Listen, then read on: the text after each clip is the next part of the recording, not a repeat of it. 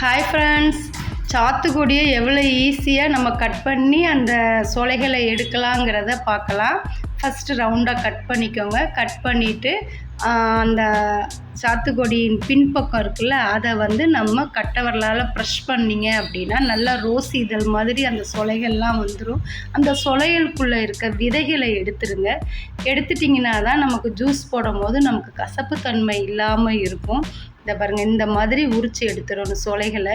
இந்த மாதிரி உரித்து எடுக்க ரொம்ப ஈஸியாக வரும் ஃப்ரெண்ட்ஸ். எனக்கு இந்த மாதிரி செஞ்சு டெய்லி ஒரு 3 பழம் நான் குடிச்சிக்கிட்டு இருக்கேன். என் உடம்பு நல்லா ஒரு ஆரோக்கியமாக இருக்குது, நல்லா சுறுசுறுப்பாக இருக்குது, ஹெல்த்தியாக இருக்கேன். ஃபேஸ் எப்போதும் ஃப்ரெஷ்ஷாகவே இருக்கும். இந்த விதைகள் இந்த பக்கம் பாதி பழத்துலேயும் இருக்கும், அந்த பக்கம் பாதி பழத்துலேயும் இருக்கும். அதனால் 2 பக்கமே விதைகளை எடுத்து அந்த சொலைகளை எடுத்துருங்க. எடுத்துகிட்டு உங்கள்கிட்ட ஜூஸர் இருந்தால் ஜூஸரில் போட்டு அடிங்க, இல்லை மிக்ஸி இருந்தால் மிக்சியில் போட்டு அடிங்க. என்கிட்ட மிக்ஸி தான் இருக்குது, மிக்ஸி ஜார் தான் இருக்குது, ஜூஸர் ஜார் இல்லை என்கிட்ட.